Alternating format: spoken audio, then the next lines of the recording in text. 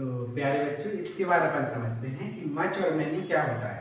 सम और एनी हम आपको समझा चुके हैं, आपको कैसा लगा है ना ये बताना। और इसकी जो भी दिक्कत है, वैसे तो इसमें सम और एनी में कोई दिक्कत नहीं है। मेन जो है मच और मैनी डिटर्मिनर्स जो है ये बहुत आसान है अगर आप बहुत ध्यान से समझते हैं।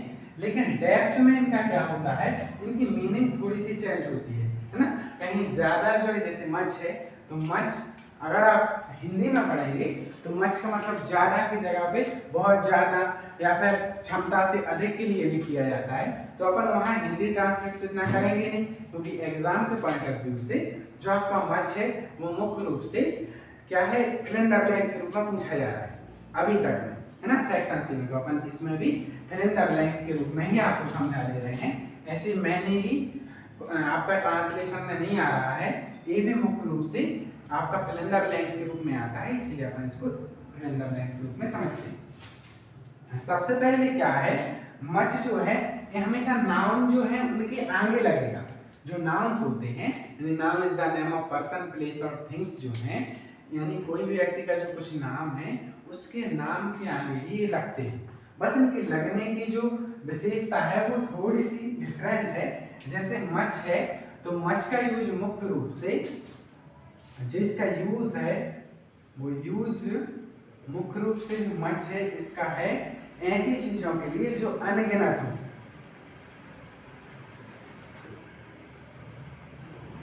अब अनगिनत से क्या मतलब, जो अनकाउंटेबल हो,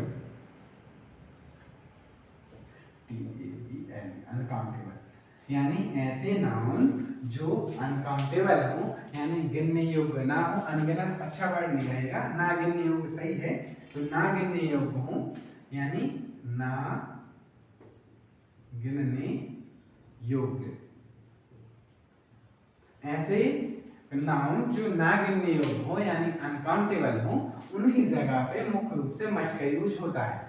अब ऐसे नाउन कौन कौन से हो सकते हैं, ऐसे नाउन को मुख्य रूप से अगर गिना नहीं जाएगा तो क्या हो जाएगा, इनको या तो मापा जाएगा या नापा जाएगा या फिर तौला जाएगा। अब आप इससे समझ रहे होंगे कौन कौन से नाउन ऐसे हैं जिनको मापा या नापा या तौला जाता है। जिसे जो मटेरियल नाउन में आते हैं, मटेरियल नाउन मुख्य रूप से मच के लिए बना हुआ है।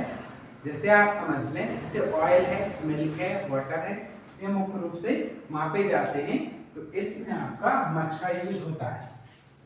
इसके अलावा इसमें मच में अगर अपन लिख के देखते हैं तो हम कुछ एग्जाम्पल आपको समझाते हैं।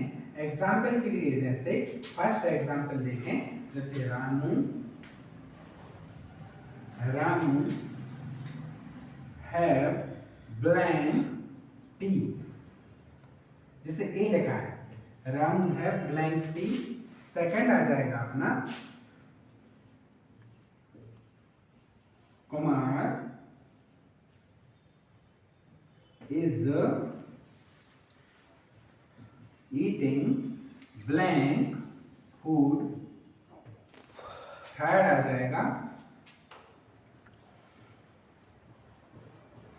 राकेश was counting, या फिर राकेश is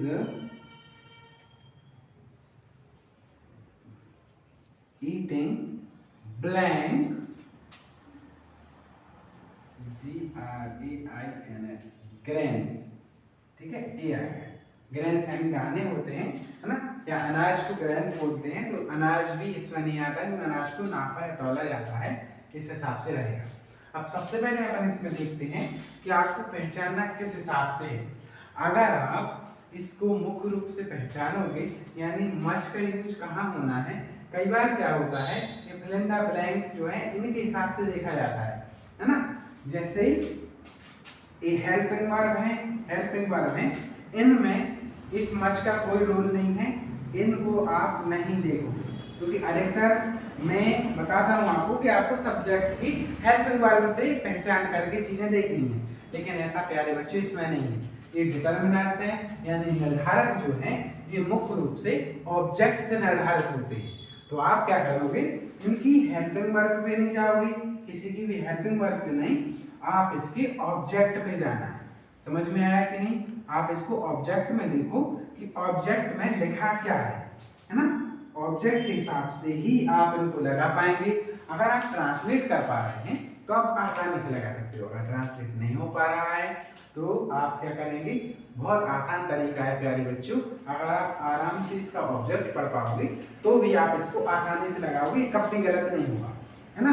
अगर ये ऐसे लिखे हुए आते हैं तो ये मुख्य रूप से कैसे लिखे हुए आ जाते हैं, ये ऐसे रहता है। इसके पीछे लिखा रहेगा कि आपको या फिर मच लगाना है या फिर इसमें मैनी का यूज करना है ना?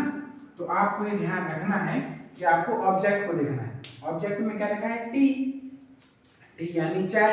ये पीने लायक है कि काउंट करने लायक है ना? या फिर नापने लायक है तो मापी जाती है ना?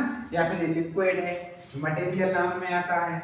इस हिसाब से प्यारे बच्चों यहाँ अपन क्या करेंगे, यहाँ अपन MUCH मच कर देंगे, है ना? समझ में आया आपको? ये आपका मच रहेगा। इसके अलावा क्या है, कुमार इज ईटिंग। अब इससे पूरे से मतलब नहीं है, ऑब्जेक्ट को देखना है। ऑब्जेक्ट फूड लिखा है, फूड यानी खाना, गिनने लायक नहीं। एक खाना का मतलब ऐसे काउंटिंग वाला नहीं, बना हुआ रखा है वो वाले खाने की बात हो रही है, तो उसमें मटेरियल नाम है ना? तो आप दाल चावल को थोड़ी गिन पाओगे। तो इस हिसाब से आप यहाँ मच लगाओगे, है ना? समझ पा रहे हैं आप? इसके बाद आप यहाँ देखो, या फिर एक आपको थोड़ी सी एक बता देते हैं, से इस बारे में ना जाओ। एक दिक्कत ये होती है कि आपको एक एग्जाम्पल पूछा जाता है जिसमें आप गलती कर तो वो लिख लीजिएगा ना। Rakesh is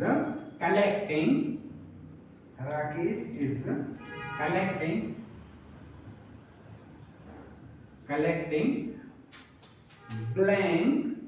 blank money, MONEY money. ठीक है, ये अगर बात आया है तो आप क्या करेंगे, मनी को क्या कर दोगे आप, यहाँ अंडरलाइन कर दोगे, क्योंकि अपन को तो इसको देख के लगाना है। मनी प्यारे बच्चों अगर आप इसमें लगाओगे तो आप क्या सोचेंगे कि तो मैनी में आएगा, क्योंकि अगर ये अनकाउंटेबल है तो ये काउंटेबल में आता है। अच्छी सी बात यही है, वास्तविक भी यही है कि मैनी जो है वो काउंटेबल में आता है, मच अनकाउंटेबल में आता है। लेकिन बहुत अच्छी बात ये रहेगी, इंटरेस्टिंग पॉइंट ये है कि जो मनी है, मनी एक मापने योग्य संज्ञा कहलाती है। इस हिसाब से आप यहाँ मच लिखेंगे, है ना? तो मनी के लिए अपन मच का यूज करेंगे। अब प्यारे बच्चों आपको मैं बताता हूँ, ये मच जो आपको पूरा समझ में आया होगा। हर बार अपन क्या करते हैं कि जब भी डिटर्मिनर्स को देखते हैं या टेंस को देखते हैं तो मुख्य रूप से हेल्पिंग वर्ब से निर्धारित होता है। जबकि मैंने आपको स्पष्ट बताया है कि जब भी आप डिटर्मिनर्स में मच देखें आप हेल्पिंग वर्ब पे ना जाएं। हेल्पिंग वर्ब टेंस के लिए वर्क करती है जब अपन टेंस पढ़ते हैं, लेकिन जो डिटर्मिनर्स है यानी मच है वो मुख्य रूप से ऑब्जेक्ट पर बेस्ड होता है, इसलिए ऑब्जेक्ट के आधार पे इसका निर्धारण होता है। इसके हिसाब से अपन मच लगाते हैं। ठीक है, अब अपन बढ़ते हैं मैनी की तरफ। मैनी जैसे कि मच का था अनकाउंटेबल नाम, तो मैनी जो है प्यारे बच्चों इसका यूज जो है वो होगा काउंटेबल नाम। काउंटेबल नाम यानी ऐसे नाम जिन नाम को अपन काउंट कर सकते हैं, गिन सकते हैं। तो अपन अगर हिंदी में लिखना चाहें तो हिंदी में क्या होगा, गिनने योग्य संख्या। गिनने योग्य संख्या इनके लिए इनका यूज किया जाता है। जैसे कि आपको इसमें मच में बता दिया है कि अनकाउंटेबल के लिए किया जाएगा, तो अनकाउंटेबल आपका निर्धारण किससे होगा, अब भी बताया। इसका मतलब है कि इसका ऑब्जेक्ट इसका निर्धारण करेगा। तो वैसे ही प्यारे बच्चों ये पूरा जो इसी के जैसा है, लेकिन इसका निर्धारण भी आपका सीधा ऑब्जेक्ट ही करेगा। इसमें भी हेल्पिंग वर्ब काम नहीं करती है, या हेल्पिंग वर्ब को देखकर आप इसका वर्क नहीं कर पाओगे। जैसे आपको एग्जाम्पल के रूप में हम समझाएं तो एग्जाम्पल में क्या लिखा है, से आई हैव ब्लैंक कॉइन्स, जिससे ए लिखा हुआ आ गया और इसके बाद आपका ब्रैकेट आया है और इसमें आपको मच और मैनी भरना है। तो आप क्या करेंगे, इसकी सबसे पहले तो एक अच्छा आप तरीका ये अपना सकते हैं कि आपको ट्रांसलेट करना है। अगर आप ट्रांसलेट नहीं कर पा रहे हैं तो बिल्कुल आसान तरीका, आसान ट्रिक से है कि आप सबसे पहले वाक्य में जो कुछ लिखा है नहीं देखना है, सेंटेंस क्या लिखा है समझ में नहीं आ रहा है, बिल्कुल नहीं पढ़ना है। आपको सबसे पहले ऑब्जेक्ट जाना है। ऑब्जेक्ट क्या लिखा है? काउंट, है ना। ऑब्जेक्ट आपको ये देखना है कि क्या ये काउंट करने लायक है। अगर काउंटेबल है तो आप सीधा ब्रैकेट में लिखा हुआ मच और मैनी है, इनमें से अगर चूज करना हो तो अगर कॉइन्स लिखा है ये काउंटेबल है या अनकाउंटेबल है। कॉइन्स यानी होते हैं सिक्के। तो प्यारे बच्चों, जो कॉइन्स हैं, सिक्के, वो गिनने लायक संज्ञा है, इसलिए अपन यहाँ मैनी फिल करेंगे। इसलिए अपन यहाँ मैनी लगा देंगे। इसके अलावा सेकंड एग्जांपल देख लेते हैं। सेकंड में देखा जाए जैसे सी हैज ब्लैंक पेन्स। इसमें भी आपको मच और मैनी लगा के देखना है। तो सबसे पहले आप क्या करेंगे, या तो ट्रांसलेट या फिर इसका ऑब्जेक्ट देखोगे। ऑब्जेक्ट में आपको मालूम चलेगा कि पेन लिखा है। पेन लिखने पर ये आपको पता चलेगा कि पेन तो काउंटेबल है, काउंटेबल है, इसलिए आप यहाँ मच लगाएंगे या मैनी। तो पेन काउंटेबल है तो आप इस हिसाब से मैनी लगाएंगे, है ना। सीधी बात यही है कि आजकल जो है एग्जाम में, जो बोर्ड एग्जाम है, इसमें आपको ट्रांसलेशन नहीं आ रहा है प्यारे बच्चों, इसलिए मैंने आपको ये जो है फिल इन द ब्लैंक के रूप में समझाया है। ये फिल इन द ब्लैंक के रूप में आ जाते हैं और गलती क्या हो जाती है कि हेल्पिंग वर्ब देख के अपन फिल करने की कोशिश करते हैं, जो कि गलत हो जाता है या गलत होता ही है। कई मामलों में ये गलत हैज और हैव, ये मुख्य रूप से इसलिए आपको लिखवाया गया है कि हैव और इज से जो आते हैं इनमें गलती ज्यादा होती है। इसके अलावा लास्ट का जो एग्जाम्पल है ये बहुत ध्यान से देख लीजिएगा, क्योंकि ये आने की संभावना भी है, आ भी जाता है कि मनी है। मनी में अपन काउंट करके देख लेते हैं, मनी तो काउंटेबल है, जबकि मनी का जो हिंदी मीनिंग है वो मुद्रा होता है ना। तो वो काउंटेबल में नहीं, मापने योग्य संख्या में आती है, इसलिए यहाँ मच आता है। तो प्यारे बच्चों, आज अपन ने समैनी और मचमैनी को पढ़ लिया है ना। मच और मैनी का एक शॉर्ट रिवाइज आपको करवा देते हैं। मच का क्या है?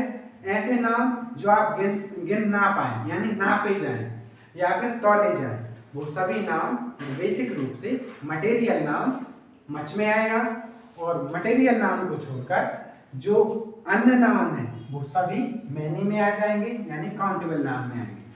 तो प्यारे बच्चों, कैसी लगी आपको ये क्लास जरूर बताइएगा। धन्यवाद।